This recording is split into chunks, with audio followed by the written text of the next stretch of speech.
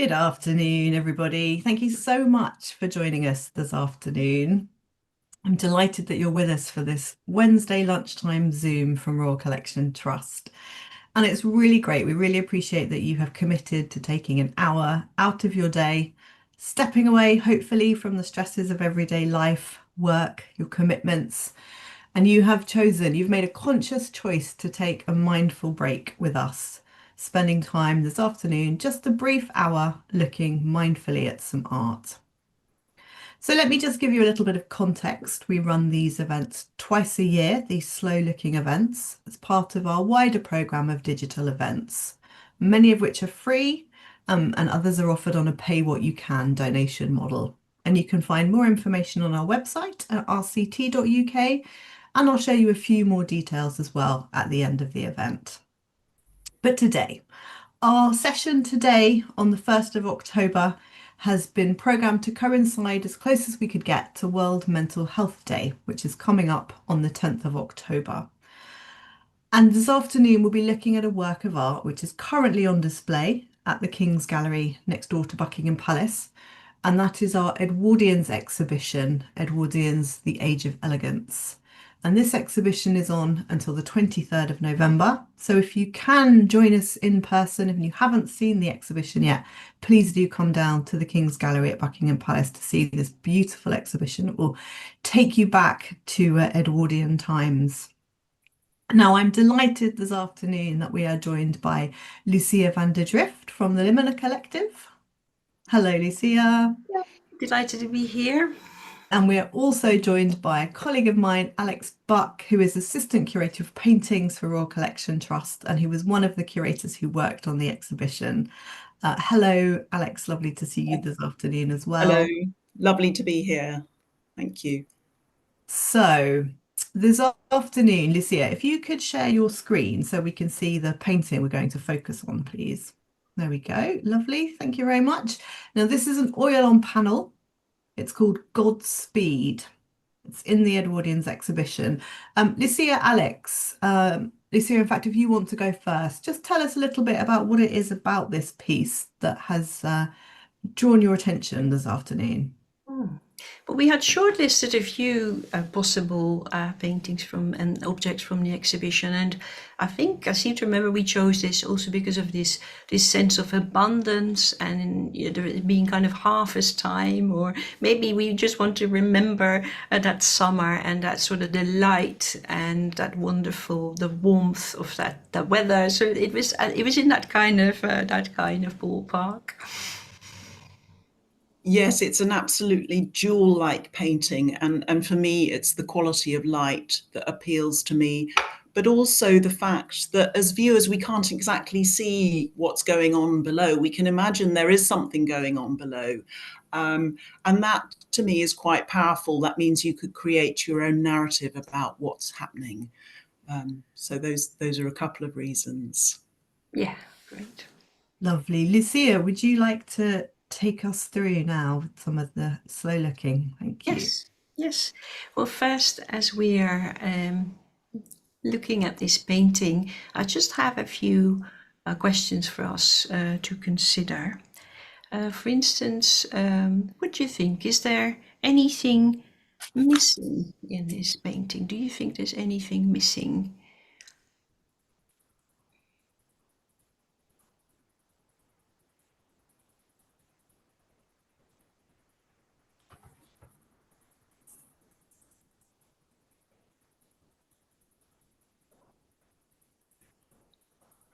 And perhaps a next question could be, what stands out most for you when you're looking at this painting? What strikes you most?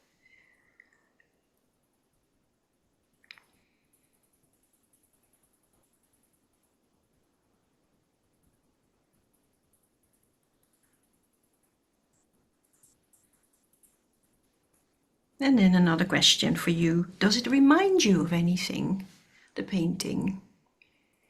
Does it remind you of anything?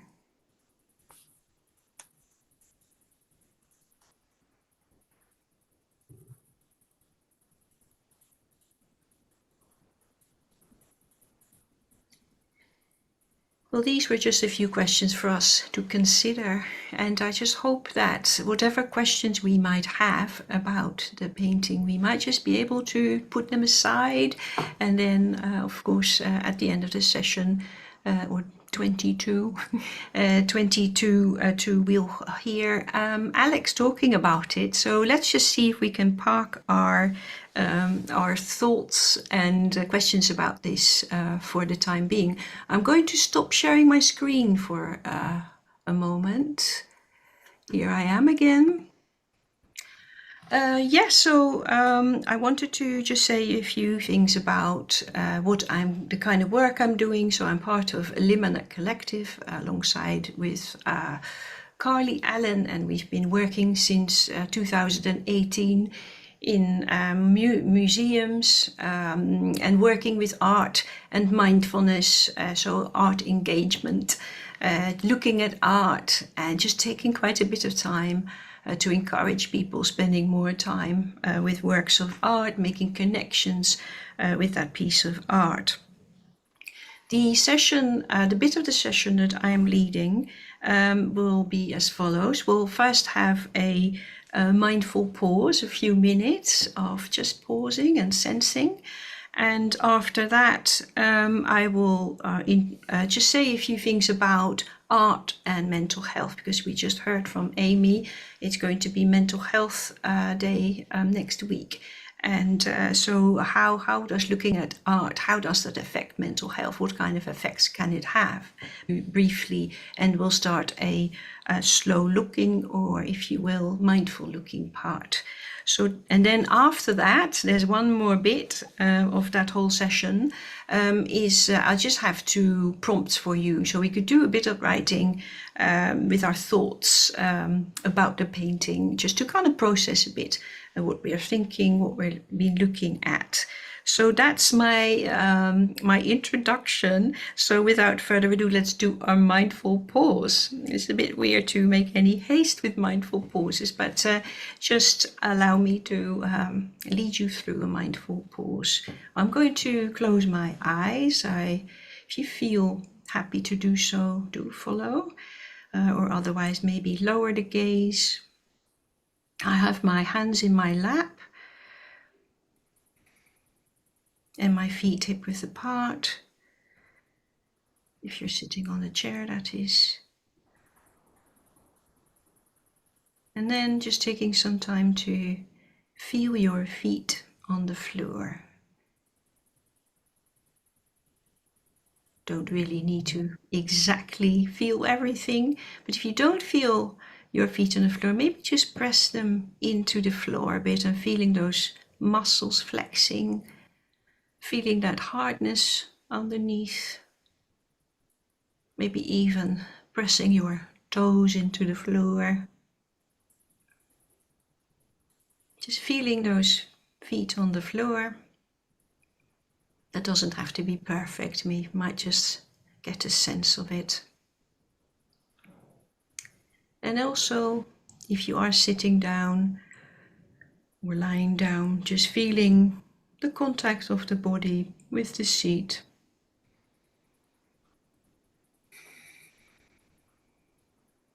Perhaps there's a backrest, or perhaps just the seat of your chair. So just noticing the weight of that body pressing into that chair. You might even get a bit of temperature.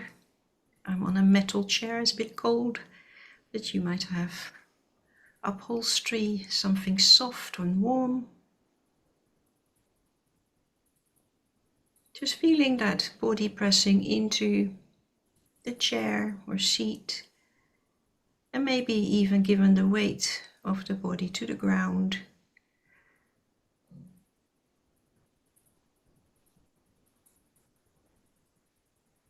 And then also noticing the hands. So sensing the hands from the inside, as it were, with our eyes closed, just feeling those hands, perhaps feeling the weight of the hands wherever they are.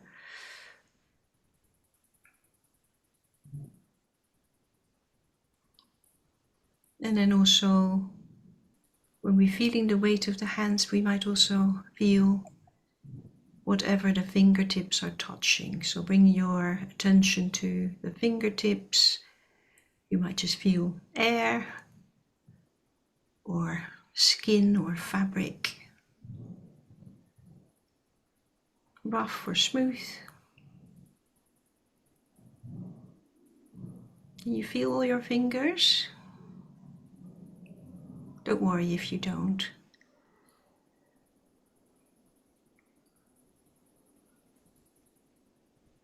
And then also feeling the air, perhaps on the skin of the hands.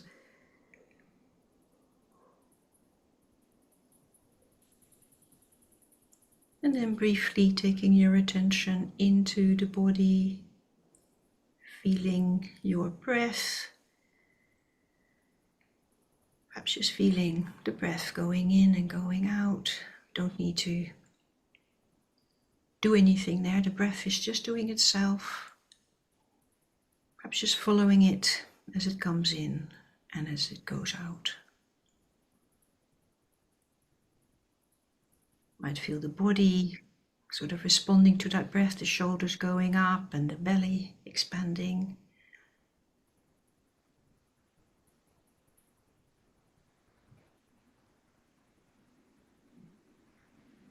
And then perhaps just noticing how you feel. Just noticing, doesn't need to change. Don't need to respond to it even. You're just kind of noting it.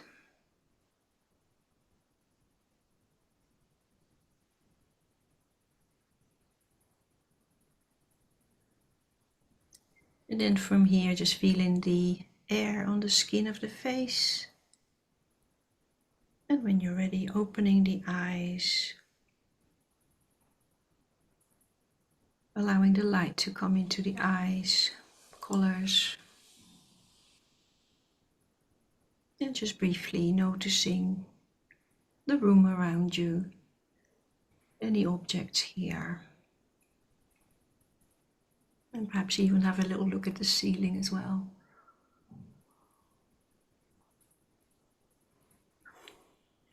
So that was our mindful pause.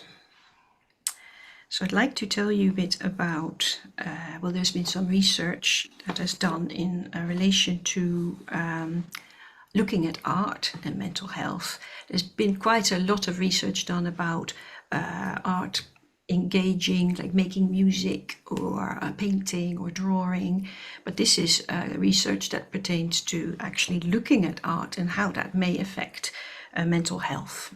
And there's a few aspects that we can look at how art, looking at art might affect our mental health. And the first one is it can spark pleasure and it can help regulating our emotions. It can help maybe lifting us up, getting a bit more cheerful sometimes. I get a feeling that spark.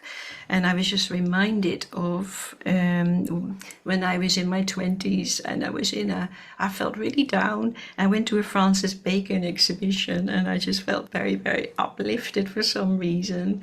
But and plenty of times after, you might just sort of notice how your mood can shift if you're engaging, if you're looking at art. So that's an emotional effect, and also there's mental cognitive effects as well. It can inspire us to think about all sorts of things, and particularly stimulate curiosity, which is so good for our brains, and wanting to learn. So you might want to look up, who is this artist, where did they live, or you might just want to look up details about, oh, what was that I saw, or maybe about the period, anything. So it kind of stimulates that. So that is also a good sort of way of affecting our mental health.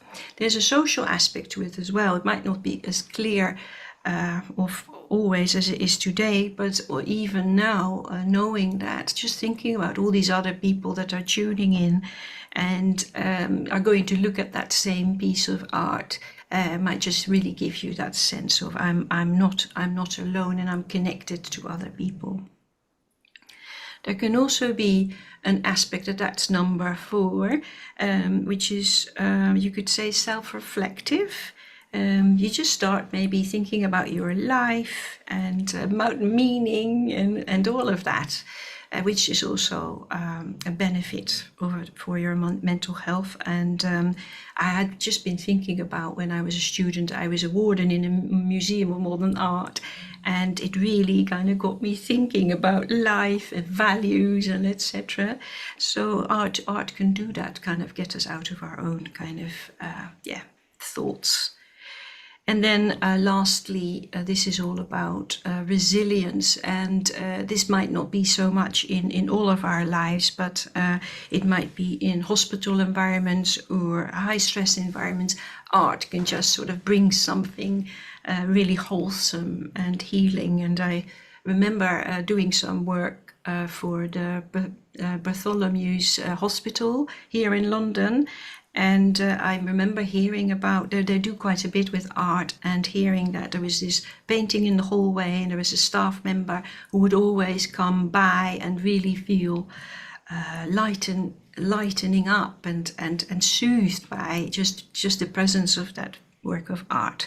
So that's our benefits. So hopefully we'll receive some of that benefit when we are looking at our work for today.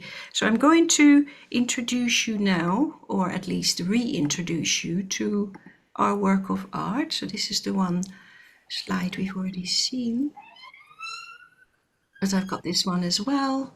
So I just wanted to tell you about, well, we heard about this Edwardian exhibition which is going on, which is actually wonderful. I hope that you have a chance to go.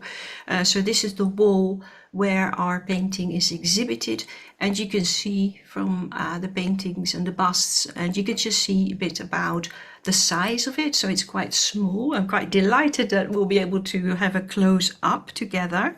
And again, maybe here, again, seeing that size if you compare it to that other work above. And now I just wanted to tell you that this work is by Alma-Tadema, a fellow Dutch person, and it's called Godspeed. Amy'd already mentioned that, and we can see here the exact dimensions as well, and that's oil on panel. So we've got the centimeters here and the inches, so we'll get a bit more of an idea about the size. So now let's just introduce you to our slow looking part of this session. And I have my script in front of me that I wrote. So let's just start with that. You got the painting a bit closer up. And again, I'd like to suggest for you to take a moment to feel your feet on the floor as you're looking at this painting, just allowing the eyes to rest on the painting. Let's name the main elements in this painting. So there's this woman bending over a parapet, strewing flowers. There's an arch. There's a balcony below with some figures on it. There's a blue sky. And there's a horizon with what looks like an island in the background.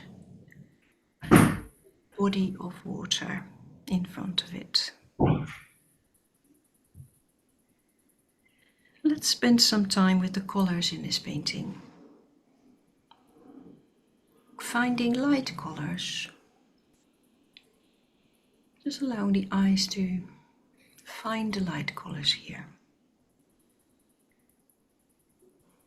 Tones of ivory. Perhaps just white. Light grey.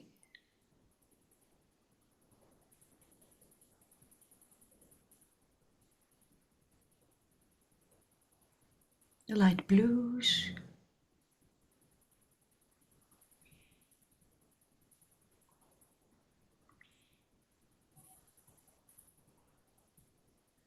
the light greens,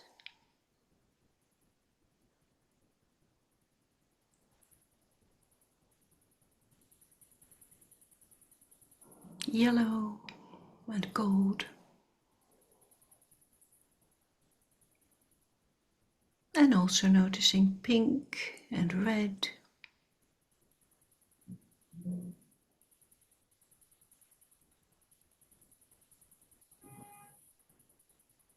Can you find the darkest colors in this painting?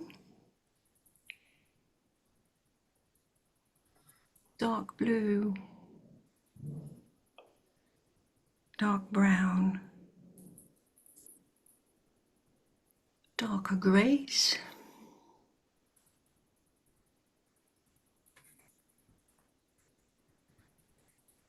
darker greens,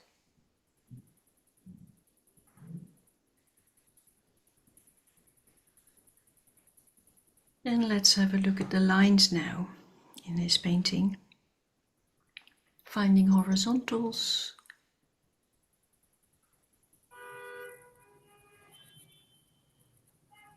verticals,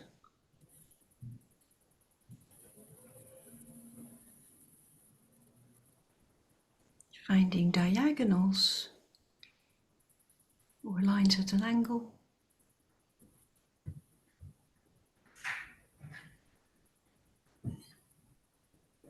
and perhaps also round shapes.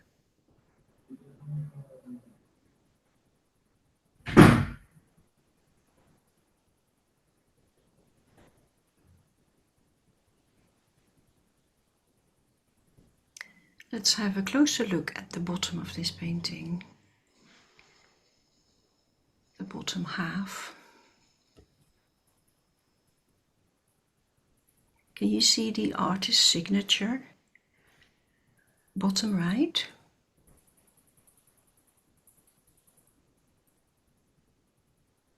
And some Latin numerals indicating the date. Let's leave these numerals for now and let's go back to looking. And whilst we're in this corner, let's look at the stone surface. Finding different tones and colors here.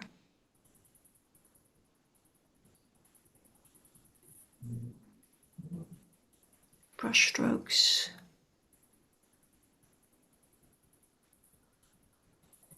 Different textures.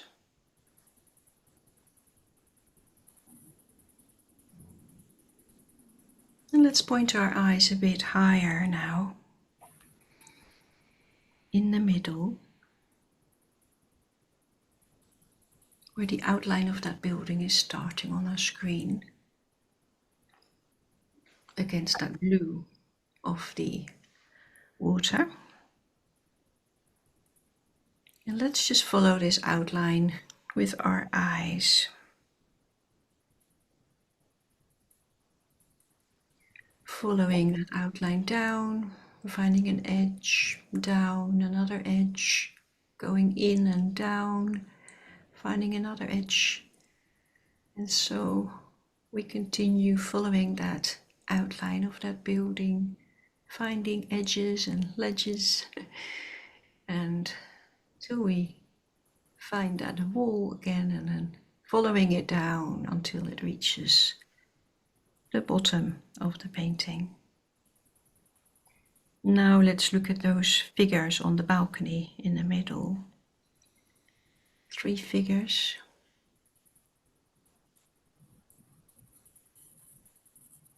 Noticing the posture of the 2 figures closest to us. Looking at something in the street below. And 1 figure standing straight, looking in our direction.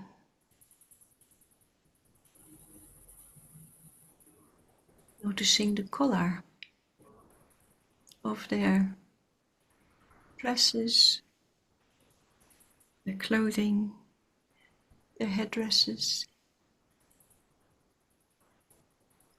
the color of the hair, the faces,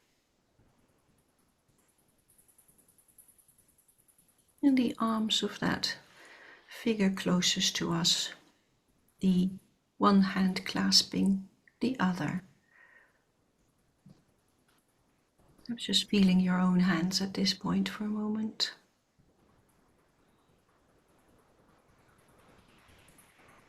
And also looking at that parapet, the corner of it,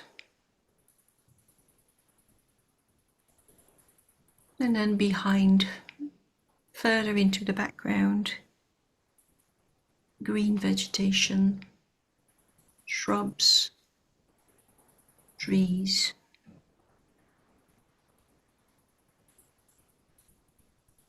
And in front of that vegetation, an arch. Let's look through that arch for a moment, perhaps noticing the beginnings of a path behind it.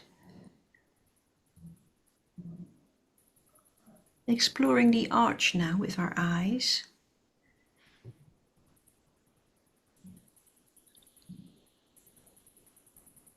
Columns, ornaments, edges, the arch itself,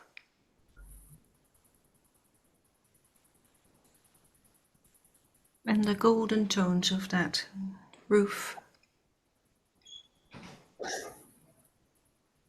And then partially obscuring that arch, the flowers.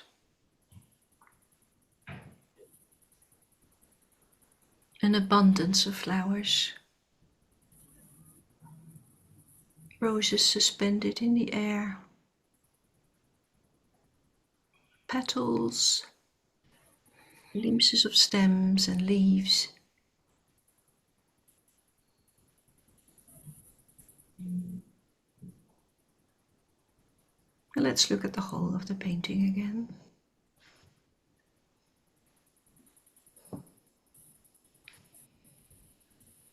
Taking some time to tune into the whole image. And now exploring the shadows in this painting. So the wide shadow cast by the main figure in this painting, leaning over that parapet. And also the narrower shadow of her arm a bit lower, near that signature. And then also some shadows of the figures on that lower balcony. And the shadows on ground level near the arch.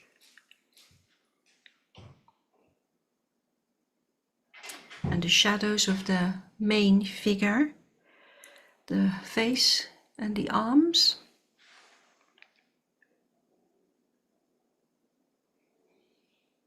Let's clearly notice her posture. And then look a bit closer.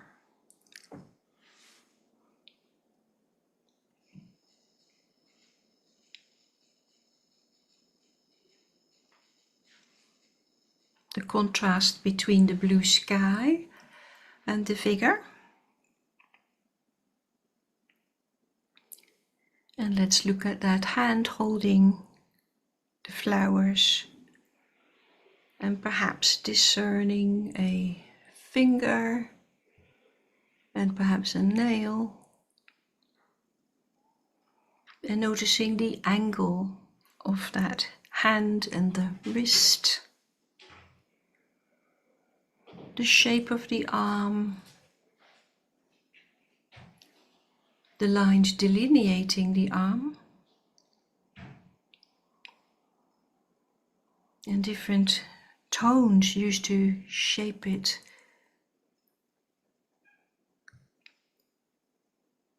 And the hollow of the elbow, the upper arm coming out of a sleeve. Exploring the dress now. Finding light blue ribbons or bands. Buttons on the sleeves. The opening of the sleeve at the shoulder nearest to us. The pattern on the material of the dress. And the folds of the fabric.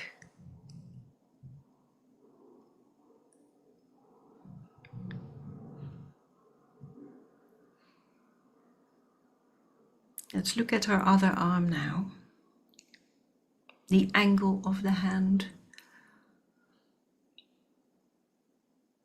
The outline of the fingers. The wrist. The elbow. The upper arm. And perhaps a bit of blue sky peeping out from under the upper arm and the elbow. And now also looking at that cushion or pillow between the body and the parapet. Finding any edges here or lines.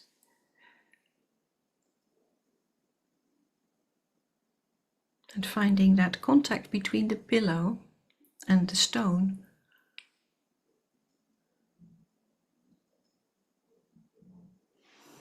And then let's observe the hair, the bun, the curls in the front and in the neck, the colors used for the hair.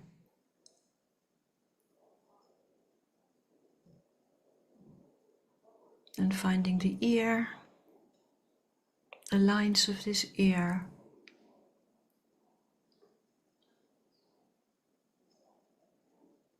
And observing the profile. The light spot at the tip of the nose. Mouth slightly open. Just a glimpse of the teeth. And noticing that chin and the shape of the jaw and neck.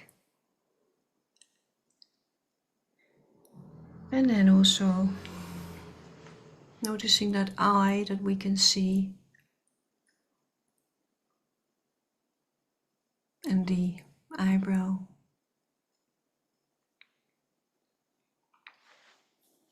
Let's look at the whole painting again.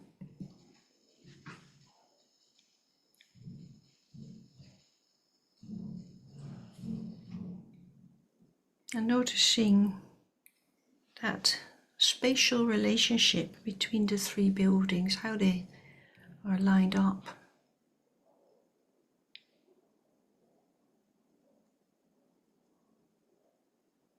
And also that relationship between all the figures on the painting, comparing their postures maybe.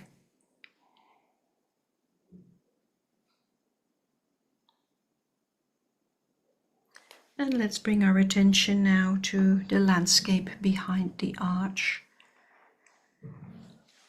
the body of water with what looks like a boat. And then let's finish by looking at the sky with its clouds.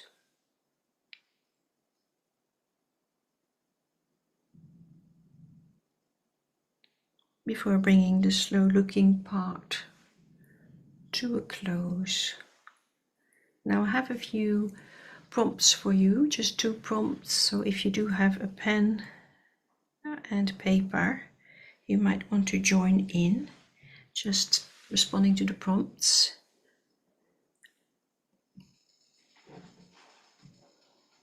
Just writing whatever comes up from the top of your head. Is there a detail that stands out for you in this painting? And write about that. Just for a minute.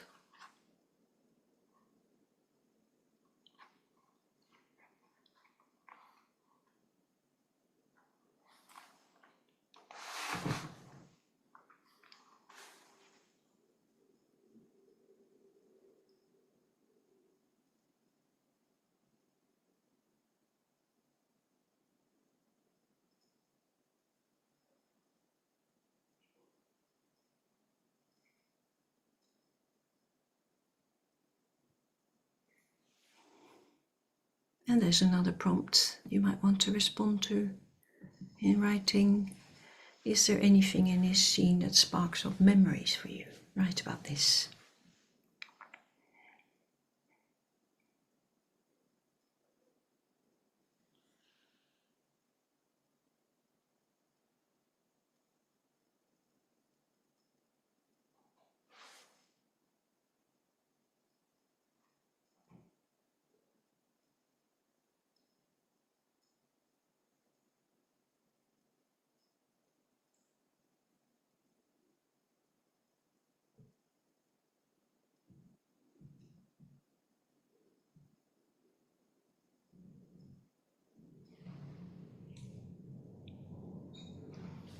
So just a few prompts for us. And then I'm going to now stop sharing my screen, connect back to Amy and Alex. Hello. Hello, Lucia. Very different to see people, speaking people, than this lovely painting. But nice to see you. Yes, thank you. That was wonderful opportunity to take a closer look at that painting. And I was really struck, as I can see several people were in the chat, about it reminding people of summer and of holidays. And you said with the second prompt, are there any memories that the painting does for you? And for me, I think it was the arch and also the feel of summer, and reminded me of the time I used to spend as a student in Rome. I think the arch reminded me very much of some from that wonderful city. But what about you, Alex? Where did your eye take you when looking? My eye, well, I just spent a bit of time in Nice, where the water is that wonderful azure, deep blue. So I think I was returning there for a moment. Oh, that sounds lovely. So I think over to Alex, Amy. Absolutely, Alex. Tell us a little bit more about the painting from an art historical context. Yeah, thank you again, Lucia, to be able to take time with this painting.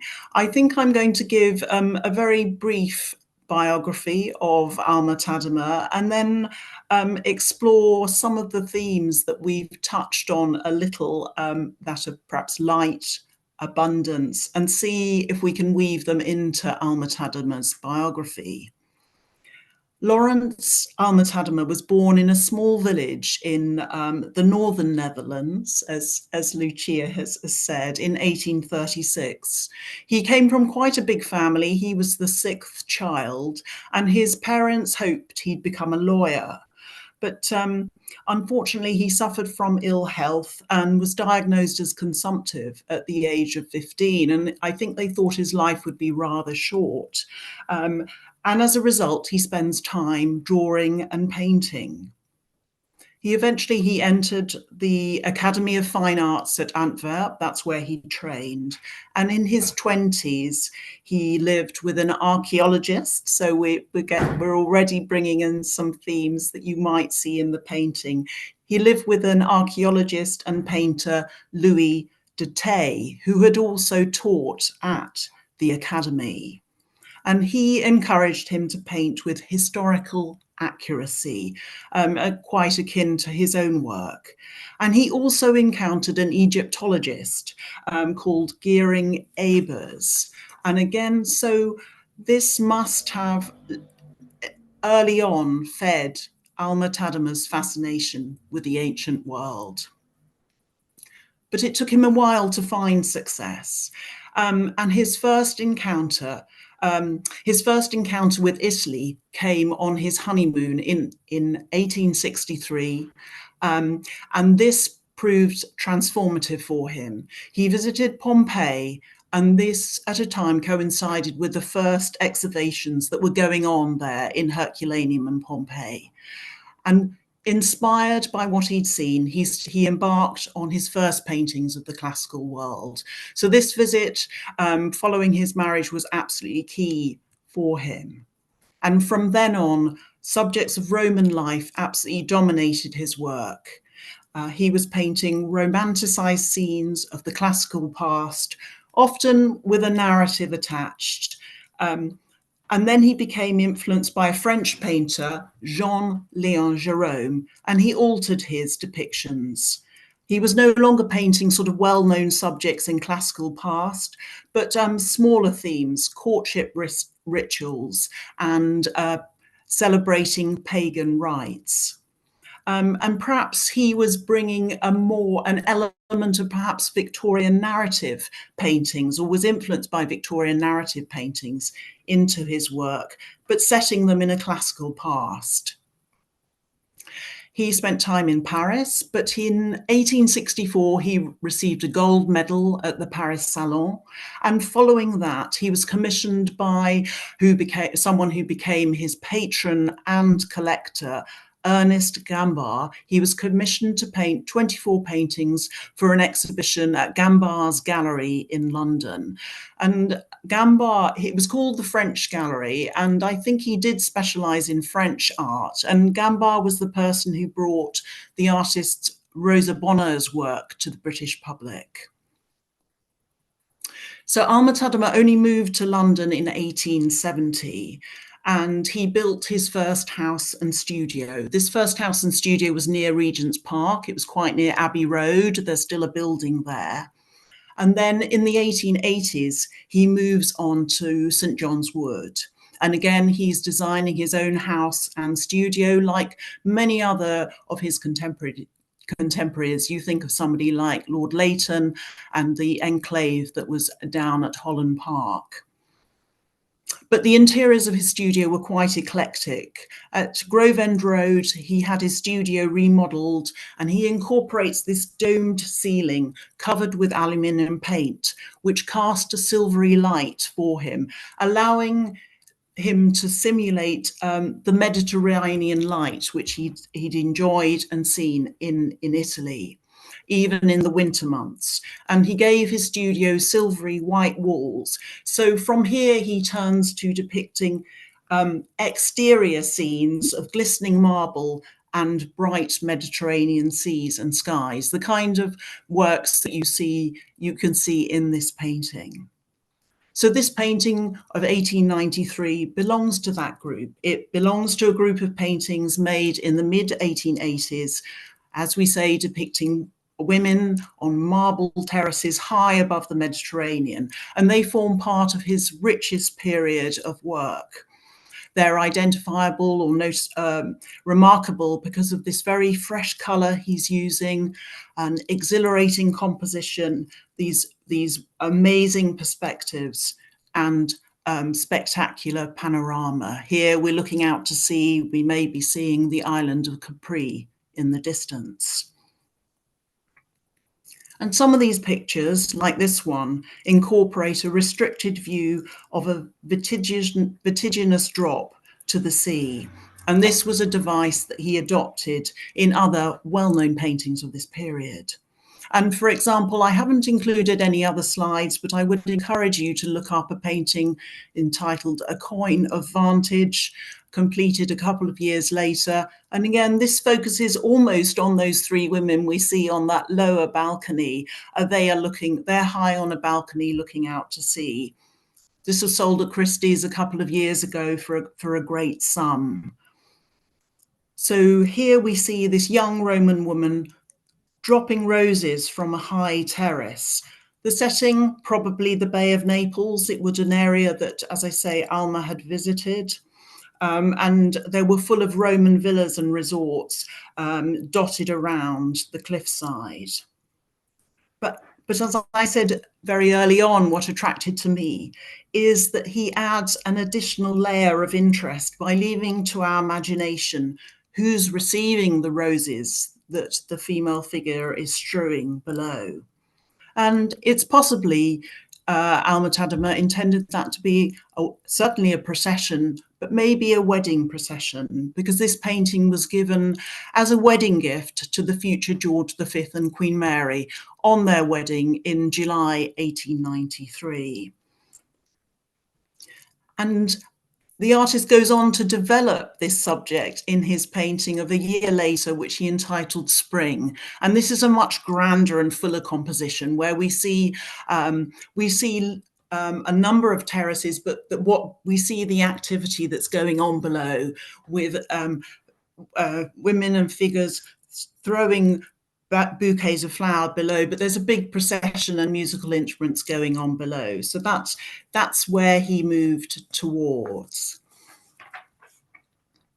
We've touched on the title of the painting, Godspeed, or perhaps God wishes you well, which may be an entirely appropriate sentiment as a wedding present to the future, to George and Mary.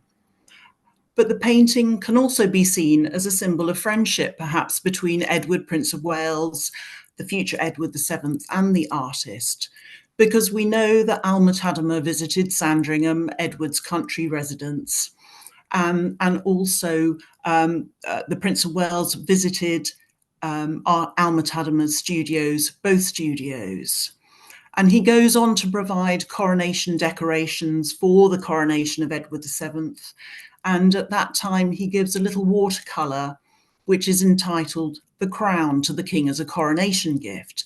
And here we have a female figure holding a crown on a cushion, giving a gift. That is included in our exhibition on the Edwardians at the King's Gallery.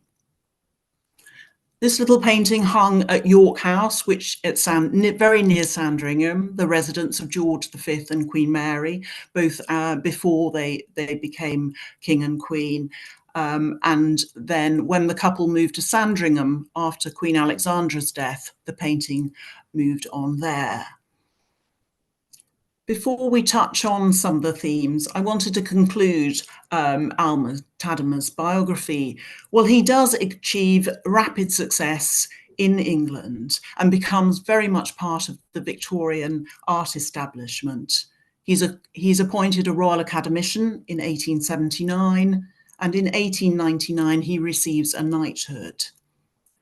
A number of years later, he receives the Order of Merit. And after his death, he's honoured with a memorial exhibition at the Royal Academy. He has also become, at this time, he's become a British citizen. That was in the 1870s or 1880s. And he calls himself Lawrence. He anglicizes his Dutch name. But as I said at the start, one of the fascinating things to me is that the main focus is out of the painting. We're trying to imagine what goes on as we follow the gaze of the main female figure downwards. And it's not surprising that Alma-Tadema had an interest in both photography and film. He also had a keen interest in stage, and he designed costumes for Henry Irving, costumes, props and sets for the actor-manager Henry Irving, most notably a Shakespearean production, Coriolanus. Plays, so he's working on plays that were set in a classical past. His works, such as this one, achieve an instantaneous impression as found in photography. The cutting off of figures that we can see of those three figures below, the cutting off of the rose blossoms, giving us the sense that the artist has caught part of a larger scene that continues beyond the confines of the canvas. And I think that might bring a more contemporary feel to the painting. He also had he had a remarkable knowledge of classical archaeology. He gathered a large archive of photographs which he used for source material. And when he travelled to Pompeii in 1863, he saw and photographed the Arch of Trajan at Benevento, not far from Naples. And this, he's using a source material in his paintings. And that wasn't unusual. So he's gathering a big archive of photographs, which then he's using as an aid memoir to construct paintings. He also was a visitor to the British Museum, consulting and looking at historical artifacts. So he built this big, huge knowledge, which he applied to his paintings. The other thing that you're immediately struck by when you look at the painting is that it's got a wonderful quality of light. As we've mentioned, the deep blue sea and the lighter blue of the sky with those clouds puffing up. And you notice that the sun, we can't see the sun, but the sun is from some outside point on the left-hand side, quite high up in the sky. And it's casting this long shadow, an extraordinary, impossibly long shadow of the figures, of the female figures' right arm. And that leads our eyes downwards towards the celebration that's happening below. And as I mentioned, he had this way of, he'd managed to find this way of recreating the bright lights of the Mediterranean within his studio. In terms of the composition of the painting, I've already mentioned the shadow. Our eyes are led downwards by that the female figure's right arm and the long shadow. And then, interestingly, to that curl of rose blooms, which leads us up to those two other figures looking over that second balcony. And then to the figure in green who looks up and out. I mean, she's almost including us. We're included in the painting, I think. She's looking at that the figure at the top, but also I think she's looking at us and including us in the composition. That long shadow makes the steep drop seem even more unbelievable, I think, as well. And I love that our eye is drawn out to the sailing boat and the island beyond. That's why he's placing the boat and the island. It draws our eyes out. So we're drawn down, but we're also drawn out. When Lucia explored the composition, I feel it's rather beautifully balanced into 4 quarters. You can almost divide it up. And as I say, that gives it a sort of harmonious quality to my mind. There's also a sense of a hand pushing down on the cushion, which gives a sense of weight. I've looked quite carefully at photographs, and I think the model is almost certainly Alma-Tadema's second wife, Laura, who was also a painter. We touched on the signature, and I like that he's made it part of the architecture. He's signing with an opus number. I think it just says OP here for a number of the work, and then the year. Very briefly, because I can see we're running out of time. We did look before the exhibition. We were able to look at the painting on panel in the studio, and they undertook infrared reflexology, which looks at the underdrawings to see his workings before he started painting, and they show that he drew the horizontal line very, very early on, that line of the horizon very early on. The line of the female figure's arm is also extraordinarily assured and certain in the composition. But what he has adjusted is that upper part of the parapet that wasn't quite right to start with. It's also very unusual that it's on a very thick mahogany panel, and it was suggested that this panel may have had some other life. Could it have been a door frame rather than a purpose-made panel? So all interesting questions. Just very quickly on Alma-Tadema's reputation. Well, he achieved swift success in London, but he wasn't universally acclaimed. John Ruskin called him the worst painter in the 19th century, whilst others described him as the finest painter of marble. So he's creating this beautiful imagined antiquity that we're looking at. And sometimes they're on a grander scale with a bustling procession and full of very peopled compositions, and other times quieter moments such as this one. I think it's something, just to conclude, something very special about this painting, and that's partly to do with its very diminutive scale that we saw it hanging in the gallery. It has a jewel-like quality, and the colours themselves also have a jewel-like quality. But it also, it has a joy, for me, it has a joyous aspect, and it's beautifully painted. Thank you. That's my part. Yeah. Thank you so much, Alex, for that really interesting overview. And actually, a question had popped into the chat, which I'm just going to launch straight into because it relates to your kind of ending point there about it being a jewel-like painting. To me, it seems sort of unusually small in scale, but was that something that Lawrence was that an element of his style? Did he paint quite small pieces?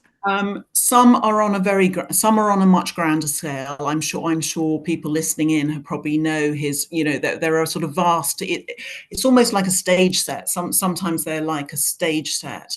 I think there's this possibly a private aspect. This was to be a small gift or token, and so I think the scale might have fitted that. To me, that might have fitted the bill. The other painting I referred to, called Coin of Vantage, it's small, but it's not as small as this painting. Lovely, I thank hope you. that answers the question. It does. And Lucia, I think, also connected with this, Alex's wonderful description of it as a jewel-like painting. And I know when we talked, the three of us, about this event and what painting we would choose to look at, this felt like a very easy choice. We were conscious, of course, that we were coming into autumn and the blue skies and the colour in this painting were particularly interesting. But if anybody's thinking that they'd like to try some slow or mindful looking when they're in an art gallery, or if they want to try something online, do you have any tips? I mean, should we be looking for paintings with colour that strikes us like this one, or the lines of the buildings are quite prominent in this one? Or do you think it's just a question of pick what you enjoy looking at? Well, you could potentially look at anything, in this kind of way, in this very slow way. But it helps if you're curious and if you have that interest, or there's something in the painting that sparks your interest. It could be abstract, who knows? But I think one tip, the biggest tip, I guess, is maybe spend that time with a painting that gives you a good feeling, because I've done sessions in the National Gallery, for instance, and you're next to a painting where people's severed heads and blood, and yeah, it's not going to make you feel fantastic if you spend a lot of time looking at that. So yeah, it's just something that yeah, you'll feel good about. Yeah, a painting you feel good about. That's a great tip. Pick something that brings you joy. Yes, and this one certainly Lovely. gave me joy. Yeah. Lovely. Thank you both so much for that. And I hope that you watching and joining us, whether you're joining us live or whether you're watching on repeat, as it were, on YouTube, I hope that's given you some time out of your busy day and a time to pause and hopefully relax. Just now you can see, hopefully on your screen, our next two events coming up. A descriptive event for blind and partially sighted people next week, and then our next part of the digital program is a session with Jonathan Yao about painting a monarch, which you can join on the evening of Thursday, the 9th of October. As I said, more information on all of our digital events online at rct.uk. The mindfulness and slow looking, if you've particularly enjoyed this today, you can see previous events that we've run on our YouTube channel, but then we'll be back to mark Mental Health Awareness Month in May in 2026 with another opportunity. Hopefully not your next opportunity to take a mindful pause in your day, but another opportunity to join us and look at artwork. So thank you so much, everybody. I hope you've enjoyed the day. Thank you, Lucia. Thank you, Alex. And we will see you all again very soon. Thanks so much. Thank you.